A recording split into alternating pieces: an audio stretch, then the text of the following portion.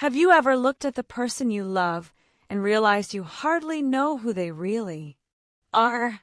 I did, on a Tuesday afternoon, exactly 3 weeks ago. I was sorting through the mail an hour, sunlit living room, when an unmarked envelope slipped out of the stack. No return address. My name, typed neat and impersonal. Inside, a glossy invitation, our names in gold foil and address. In Monaco, and the title Grand Gala Benefactors Dinner. I frowned. We hadn't donated to anything in years.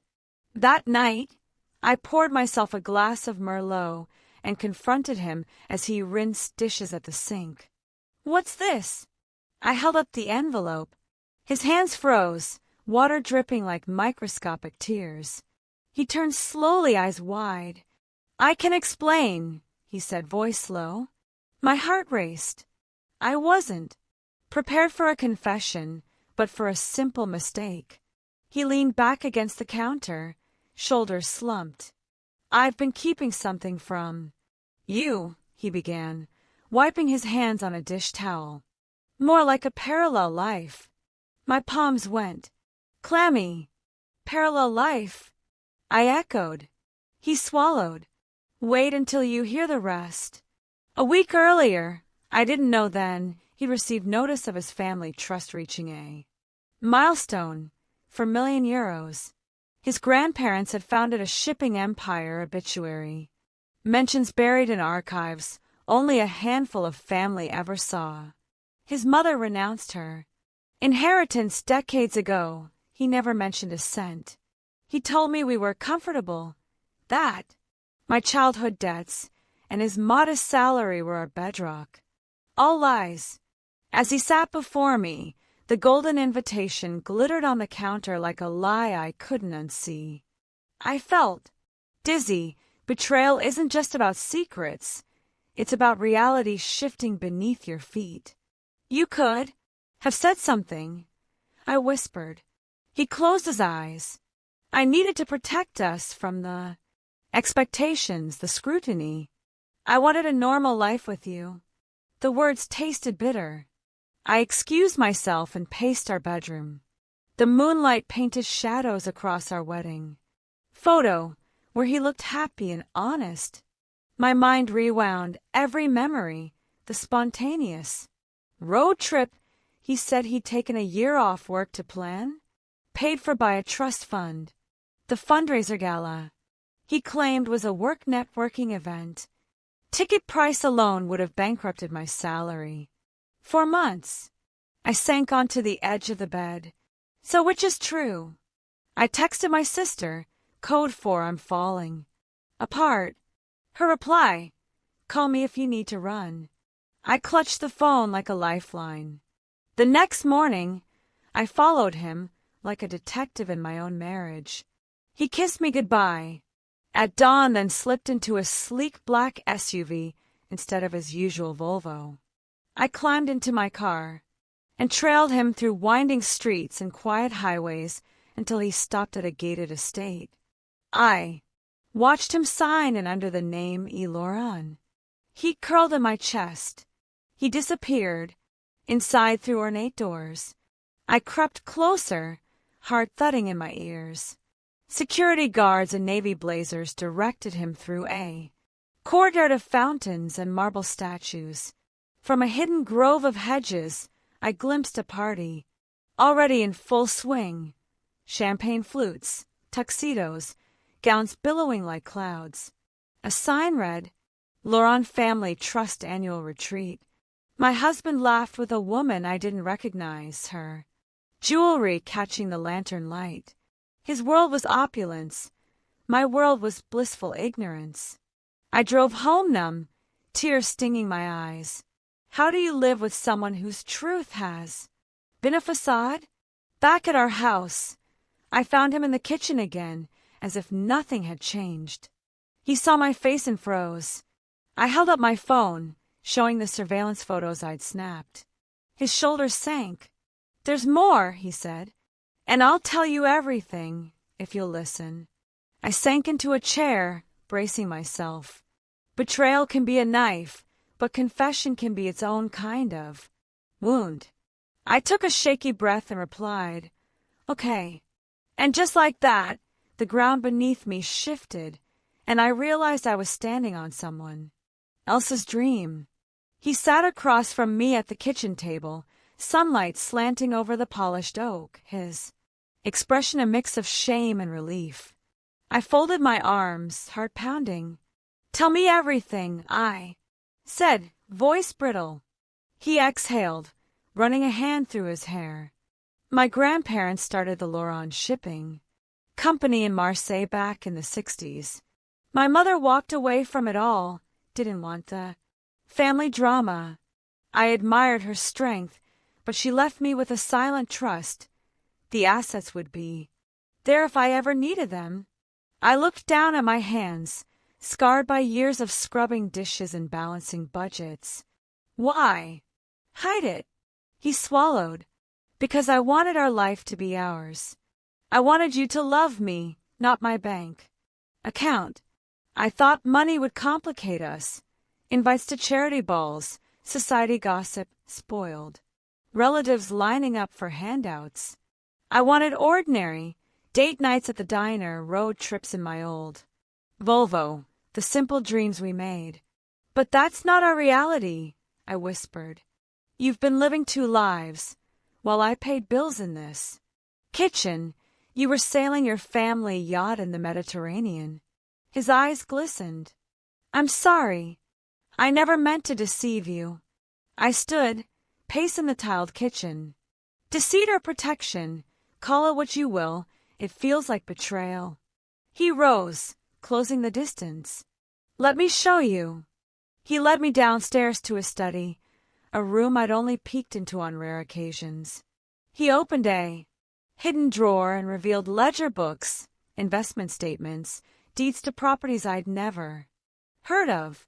Each document was a confession: a vineyard in Provence, a townhouse in London, shares in a tech startup. The net worth figure made my breath catch. 10 million easy. I sank onto the leather couch, overwhelmed by numbers that meant nothing and everything. "I've built my entire life on lies," he admitted. I pressed my palms to my eyes. "I don't know how to process this." He knelt beside me. "Let's take it step by step. I want you in on everything, every account, every decision. No more secrets." I exhaled slowly. "Then show me the mechanics. How do we manage this together?"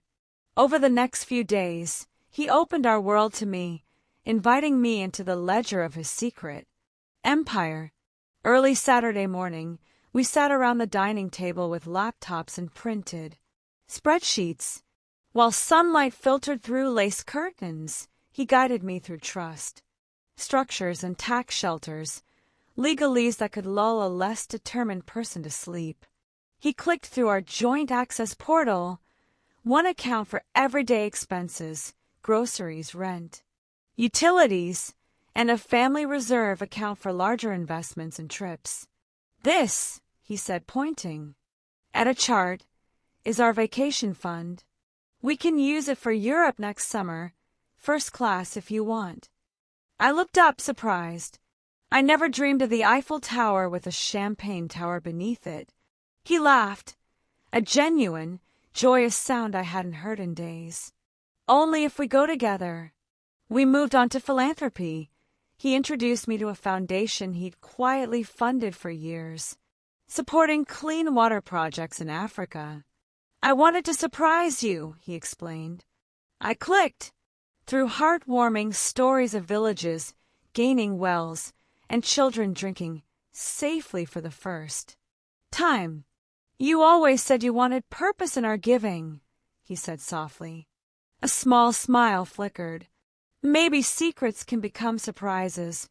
That afternoon, I ventured into our home office, now a joint command center, where I drafted a letter of intent to form our own charitable arm, combining his family's resources with my passion for community health.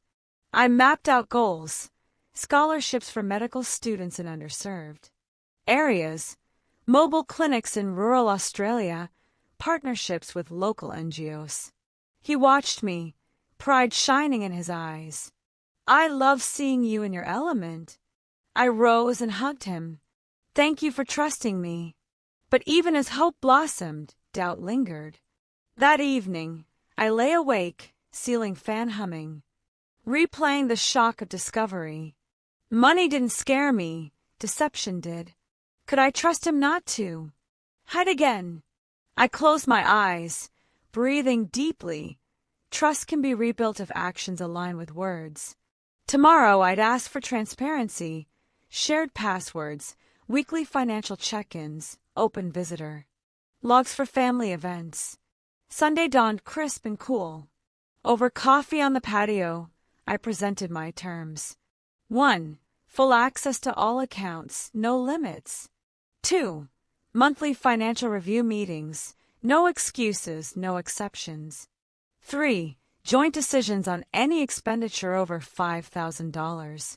4. A written promise. No unilateral gifts or loans to extended family without mutual consent. He listened intently, nodding after each point. Agreed, he said sincerely. He reached across the table and took my hand. I'll never hide anything from you again. I squeezed his fingers. And I'll learn this world, the legal jargon, the spreadsheets. So are. Decisions are mine too. We sealed the pact with a grin and a toast. Mismatched mugs filled with coffee, steaming in the morning sun. That afternoon, we took a drive in my old Volvo, the one he said he barely ever used. We talked about favorites, childhood memories, dream destinations, the little things that made our relationship ours. The contrast was surreal. Behind me, a car paid for by years of his modest salary. In front of me, the glinting gates of estates I'd never known were mine to visit. We agreed to begin small. A weekend at a local B&B, paid for from the family reserve account, and a modest dinner at our favorite laneway restaurant. No yachts, no private jets, just us. Over candlelight that evening, I sipped a glass of red and reached for his hand. I don't mind the money, I said, but I need the man I married, open, honest, present. He smiled, eyes warm. That man never left. He just got lost in spreadsheets. I laughed, genuine and free. Then let's find him again. In the days that followed, I immersed myself in financial literacy, online courses on investment, strategies, weekends shadowing his accountant, evenings studying family business case. Studies. He guided me patiently, celebrating each small triumph, my first balanced ledger, my first coherent budget proposal. On Friday night, we hosted a casual dinner party for close friends. No formal attire, just laughter. And tapas. He introduced me as his partner in wealth management. Our friends raised eyebrows, then smiled as I shared anecdotes. Did you know we almost sold our family yacht for a schooner? I vetoed that one. The room erupted in laughter, warmth replacing the chill of secrecy. Later, as guests departed, I closed the door and turned to him. Thank you, I whispered. He pulled me close. Thank you, he echoed, for giving me the chance to share my whole life. And in that moment, I realized the greatest riches aren't in bank accounts or properties, they're in trust earned through honesty, in partnership forged by shared dreams, and in love deepened by vulnerability. Standing at the edge of newfound wealth, I realized the real fortune was the life we chose to build together. In the weeks that followed our pact, our home transformed into a shared headquarters. The once lonely study now lined with screens displaying budgets, graphs, and project proposals. I'd laid out my application for a nonprofit grant writer course, determined to merge my passion for community health with the resources he'd secretly safeguarded. Every evening after dinner we worked side by side. He fielded messages from family trustees I drafted mission statements for. Our joint foundation, and together we planned our first pilot project, a women's health clinic in a rural township half a world away. One night, as the clock ticked past midnight and streetlights glowed orange through our window, I looked up from my laptop and saw him rubbing his eyes, exhaustion etched in fine lines. I closed my own computer and stood. "Let's take a break," I suggested. He nodded relief, surfacing. We slipped out into the backyard, the air warm with early summer's promise. The jacaranda tree we'd planted in our first year together stood in full bloom, its lavender petals drifting down like confetti. We sat on the stone bench beneath its branches, the world hushed except for the crickets and the faint hum of our neighbor's late-night air conditioner. "I've been thinking," he began softly, "about how quickly I let fear steer me into hiding." He reached out, brushing a fallen petal from my hair. "I never want you to feel left in the dark again." I smiled, touched by his sincerity. "And I never want to doubt you, not because of wealth, but because of honesty." He drew me closer. "So, for our next step, let's take the clinic proposal public. Let's share our story, how trust rebuilt can fuel real change." I nodded, heart fluttering. "Let's do it." The next morning, we drafted a joint announcement, a blog post for his family trust website, and my health network's newsletter. We wrote in tandem, weaving our personal narrative, his revelation of hidden assets, my journey from shock to partnership, and our shared vision to fund a women's health initiative in Papua New Guinea. We included details on training local midwives, purchasing medical supplies, and establishing sustainable water systems for the clinic. We emphasized transparency. Every dollar given, every invoice posted on a public dashboard. By noon, the announcement went live. Within hours, our inbox flooded with messages, congratulations, pledges of support, inquiries from other NGOs. A journalist from a reputable charity magazine requested an interview. Colleagues and neighbors sent notes of pride. Even my mother-in-law, once wary, emailed, "I'm proud of the woman you've become, and of the man who let you in." As the sun set, we toasted with sparkling water, my glass rimmed with a slice of lime, his with lemon. "To partnership," I said. He clinked his glass gently against mine. "To trust," he replied. The following weekend, we traveled to Papua New Guinea for the groundbreaking ceremony. Arriving in the bustling capital, we met with local health officials, translators, and community leaders. Dusty roads gave way to palm-shaded paths as we reached the remote village chosen for our pilot clinic. Women in colorful skirts and beaded necklaces greeted us with woven baskets of fruit and shy smiles. Under a corrugated iron pavilion, I stood before a gathering of villagers, mothers, elders, curious children, and shared our vision. "This clinic is for you. We're here to listen, to learn, and to serve."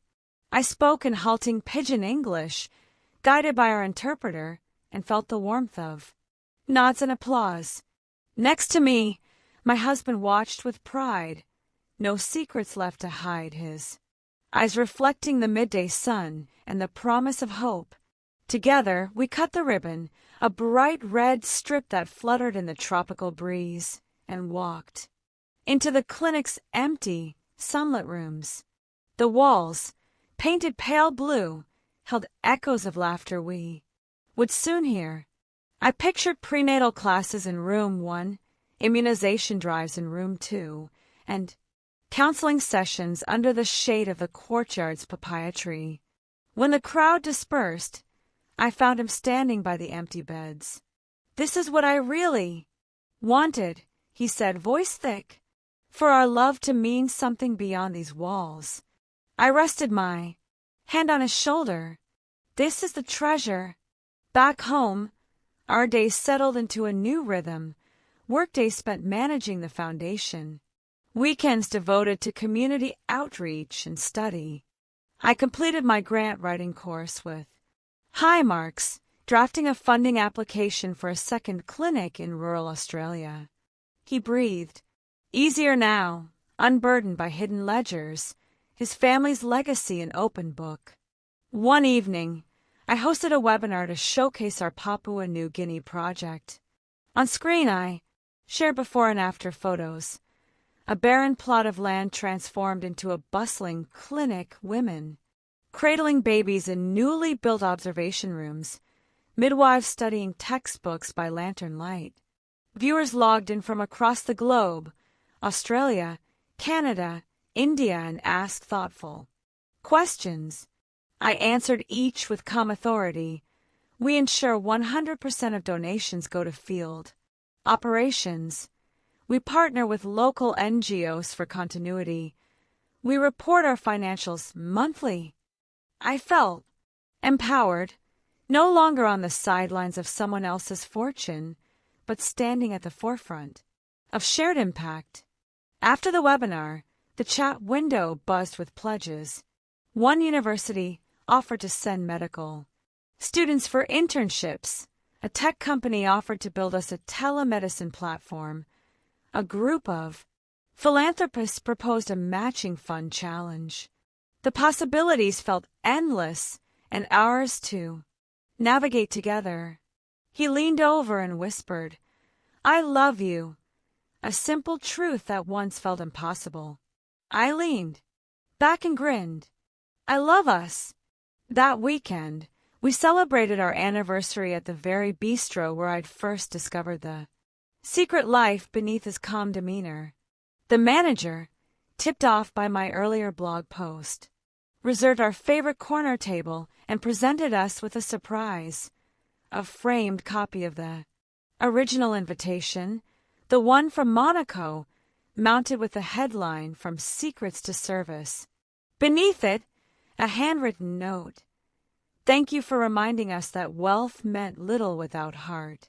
I choked up reading it aloud. He took my hand under the table, and we toasted with glasses of bubbly.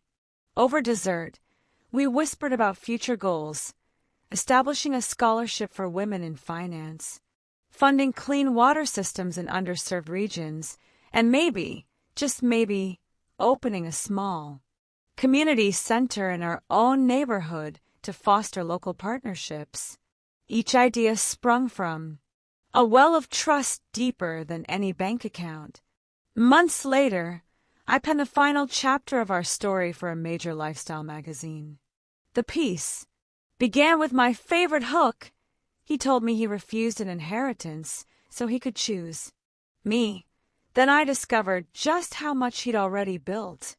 I wove our narrative of betrayal, reconciliation, and joint purpose, illustrated by photos of us in kitchens and boardrooms on dusty roads and gala red carpets. I wrote about the lessons learned. Honesty is priceless. Hidden wealth can become shared opportunity, and love, when anchored in transparency, can conquer any secret. When the issue hit stands, I purchased a copy and placed it on my coffee table. Friends and neighbors flipped through its glossy pages, eyes widening at our journey. I felt a swell of pride, not for the millions now under our stewardship, but for the millions of moments we reclaimed by choosing to face truth together. That night, as I slipped into bed, I reached for my husband's hand. He stirred, eyes opening to the familiar warmth of our shared home. Good night, he murmured. I pressed my lips to his knuckles. Good night, and thank you.